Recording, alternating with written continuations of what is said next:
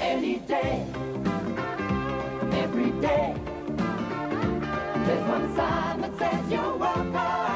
A visit to McDonald's makes your day. Quarter pounder, Big Mac and French fries, fruit pies, milkshake, coffee on the side. McDonalds,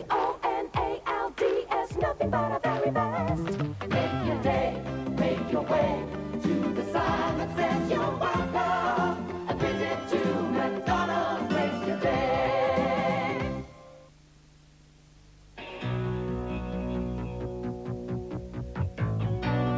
This is the day, the waiting is over. The whole of the crew must now work as a team. No turning back, you're in this together. There's all the goodness of milk, glucose, malt, and thick, thick chocolate in a Mars. A Mars, the day, helps you work, rest, and play. It's the end of that new serial. Oh, I've given up on that. So what's on the other side? That's the sun. Really? Yeah, and that's the mountains. Right. And the Heinz spaghetti must be... The sea. And this must be a boat then. No, it's a sausage. You never grow out of Heinz spaghetti. When you iron, does your washing still smell sweaty? Don't be daft. I use Ariel. How did George Graham plan to snatch the title with almost the last kick of the season? I'll tell you in this. Inside Football, the best football magazine I've ever seen. Inside Football covers the lot. The agony, the ecstasy, the skills, the spills, the all-time heroes, tomorrow's superstars, the great games, the great clubs. So get Inside Football now. If you really want to know the score.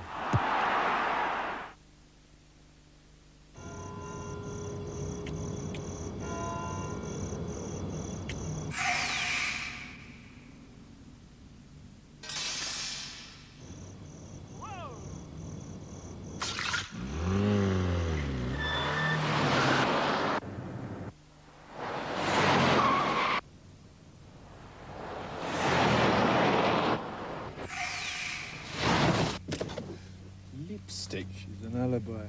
I don't care what planet she's from, you're 4 seconds late. Nice wheels. Shame to have to lose them. Lose them? He's only gone and bought it. The Renault 19 Chamard, a new saloon from £7,495. The Allied sale starts with extra savings on hundreds of carpets and a huge choice of curtains for the first 7 days. It's all in the Allied sale.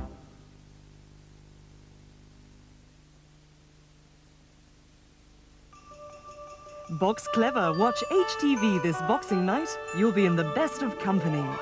Spinning a celebrity wheel of fortune at 7, Debbie Greenwood, Andrew O'Connor, and Tessa Sanderson. Then at 7:30... They've offered me a part. Oh, yeah? What is it? An ugly sister. Fun with the Ropers at 7:30. Later at 8:30, Shelley's getting ready for Christmas. Thank you very much. Not now! Why, hold it. We're carol singers. You give us money. Yeah, I'm short of cash. We take credit cards. At 9, Bette Midler's kidnapped by ruthless people. He seems pretty upset. He's got to pay. Bad chance. I'm gonna drop the price to $10,000. I'm being marked down? The movie premiere, Ruthless People. So go on, open the box this Boxing Day on HTV. This is HTV West.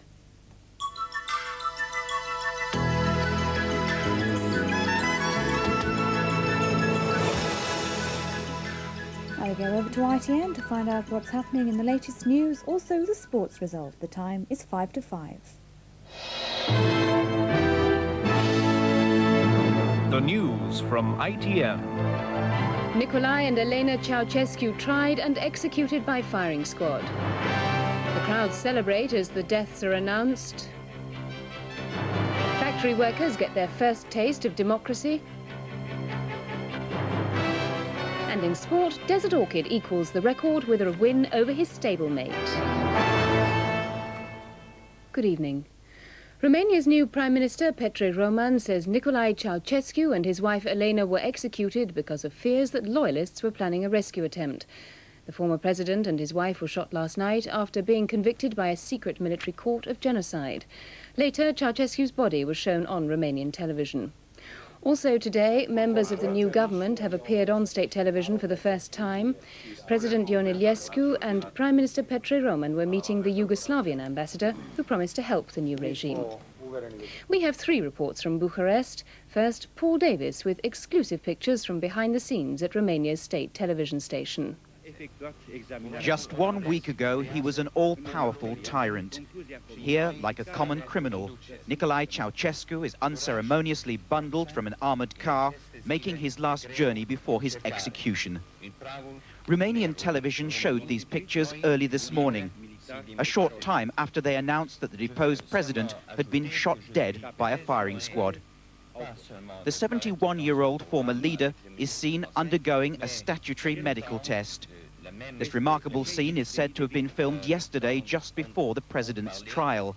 These pictures, the first hard proof that President Ceausescu was in fact a prisoner of the new regime. His 70-year-old wife, Elena Ceausescu, is also seen. She faced similar charges to her husband and is said to have met the same fate.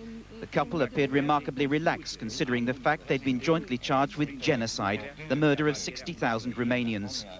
The pictures of the president were broadcast from here, inside the television station that is also the headquarters of the country's new leadership. But the transmission immediately sparked an angry dispute within this building. The newscaster told viewers that the TV technicians wanted to show proof that the president had been executed, but were being stopped by senior bureaucrats within the TV centre. Television Free Romania then played the country's new national anthem. On 15 separate occasions, viewers were told to stay tuned to see how the power struggle turned out. Behind the scenes, there were heated exchanges, the television staff protesting at the censorship from above. It's just like the bad old days, one said. In a small-scale reproduction of last week's revolution, the soldiers protecting the TV centre became involved, backing those demanding that evidence of the president's death be shown to the world. This morning, the television station is once again under new management. The younger, more liberal-minded technicians are calling the shots. They say they will broadcast proof that the president is dead to show that the old days of censorship and bureaucracy are over. And this afternoon, the TV station showed the crumpled forms of 2 bodies at the foot of a bullet-ridden wall, one clearly that of Romania's former dictator.